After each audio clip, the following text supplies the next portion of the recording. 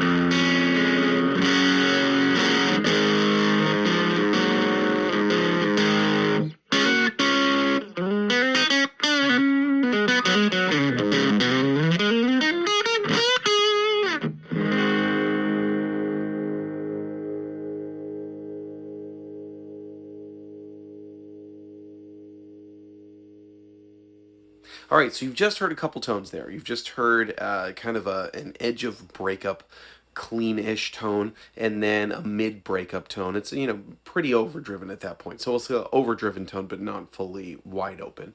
Now, today I'm using a Fender Telecaster that's loaded with a custom set of single-tone pickups that's inspired by the Joe Walsh Telecaster, which is suiting for the Fender Champ because he's one of the ones notable for using the Fender Champ. Some of you may know that I've done a mods video with this Champ not that long ago and used the ceramic speaker for it. So you might wonder, okay, well, what's the point of doing this again? Here's the point. First of all, the original speaker that came in this amplifier, actually, I found out was going bad. Some of you, I even mentioned in comments in earlier videos that there was this kind of like slight buzzing a couple of times, so sort of unpleasant raspiness that would show up every so often in some of my other videos with the Champ, and not so much that a couple of times I didn't even notice it. Later on I started noticing it a little bit, and then more and more it got more and more pervasive. Well, that speaker was kind of going bad. I don't even really know what it means when a speaker goes bad, but because I took it into my tech, I said, hey, we got some rattling problems. He said, oh yeah, the speaker in the popular main idiom is shit the bed. It's a charming state that I'm from. Well, what happened to your Ford, Bob? Well, she the bed, Earl.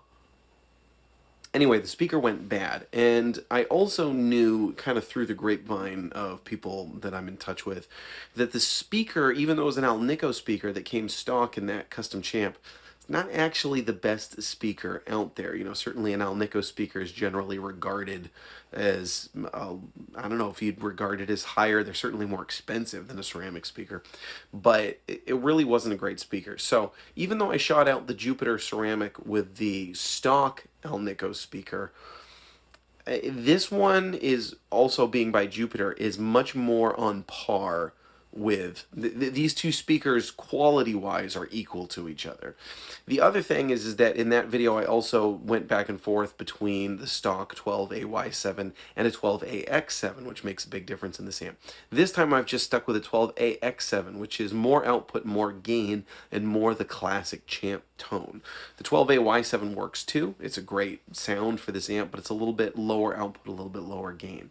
So you're now hearing ceramic versus Alnico, two speakers that are right on par with each other, to see kind of which sound suits the Champ better. Now we're going to go to a couple other sounds here, and then I'm going to tell you kind of my thoughts and my response. I am going to link below to Jupiter speakers to where you can see the specs of these speakers, and they make all kinds of different speakers. This is a sponsored video. I do want to say thank you to Jupiter speakers for sending these over so that we could do this shootout. But you can find out more about them. There's all kinds of different speakers and different materials that they make, different sizes, ohms, wattages. So go check out their website and kind of see all the different types of speakers that they offer and that you can sort of customize for your amplifier. So now we're going to do two tones kind of at the opposite end of the spectrum. We just did two tones kind of in the mid spectrum. Now the way that I always kind of traditionally used this amp, which is actually changing slightly now, but was with it in the second input with the volume on 6. Now with the 12AY7, like it came, that was a pretty clean tone. With the 12AX7, that's actually pretty fat and got some breakup to it. That was the first tone that you heard. And then we had gone into the high gain input and turned it up to 8 for a solid overdriven tone. So now we're going to go to two opposite ends of the spectrum. Another thing that I talked about in the first video that I ever did with the Champ was the famous Jason Isbell tone, which was featured in a 5-watt world video, which I had asked about, and I actually still get responses to on that video. But the studio use of using the Fender Champ no higher than the volume of 3. Now with the 12AY7, I didn't get that because I thought it's a nice tone, but it's so quiet you like literally can't hear the amp over the acoustic sound of your strings on an electric guitar. It was so quiet. With a 12AX7, it makes a lot more sense because you have more output, a little bit more gain. Still just a beautiful, sultry, clean tone. So for the next part, we're going to go into the high gain input with the volume on 3 for a super sultry, clean tone. Really, really nice tone, and I totally get that tone now.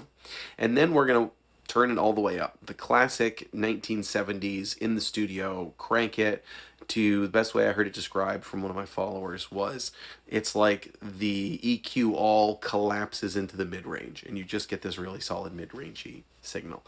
So we're going to listen to those two tones now between each speaker and then talk a little bit about it, and I'm going to give you my thoughts.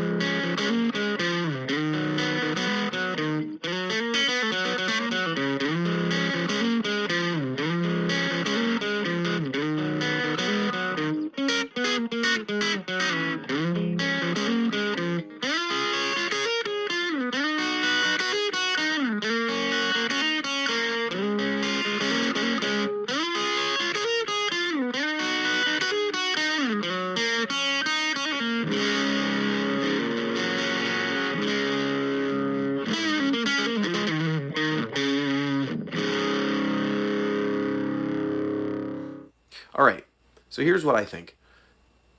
Either are great. And when I shot out the ceramic speaker with the original stock speaker, I much preferred the ceramic. Part of that is because it was a higher quality speaker. And a higher quality speaker, even if it changed the character a little bit, is usually going to be better. The ceramic does change the character a bit. It gives it a little bit more edge, a wider frequency response, and it actually had a bit more gain. It was a bit more brash. The Alnico had a beautiful warmth and a little bit more clarity to it. Now, I do want to mention the Alnico speaker just barely fits in this amplifier. It does fit. It's very, very close to the power tube, the bell there, but it does fit. So I was a little concerned about that at first, but got it in there. It's working fine. It sounds great. I think if you want this amplifier to be more than it usually would be, to give you a little bit more tonal flexibility, I think the ceramic is the one to go with. Definitely gives it a little bit more output. I kind of balanced the volume a little bit in the video, but there's a little bit more output, definitely more emphasis on the drive, wider frequency response. If you want the classic champ tone, I think the Alnico one is the way to go. So again, it really depends on what you want. If this is something you're going to be using in the studio a lot and might want some different tones from it, the ceramic is definitely a solid choice. But I think most people, if they get this amp, get it for the classic champ tone. I think the classic champ tone is the Alnico, and that's the one that I personally prefer. Again, I didn't prefer the original speaker, Alnico, versus the ceramic, but the one that's more on par quality-wise, I definitely prefer over the ceramic. It has more of a sweetness to it. A little bit more limited frequency range, but and it was a little cleaner too. But I think the Jupiter Alnico speaker in this amp just sounds really, really beautiful. A really nice, natural Fender champ tone. But mine is not the only opinion that matters, so please let us know in the comments, what do you think? Which speaker do you prefer? Have you tried any other speakers in the champ? Again, I'll link below to Jupiter Speakers where you can find out the specs on these speakers and other speakers that they have to offer. Please remember to like, share, and subscribe, and we'll see you next time.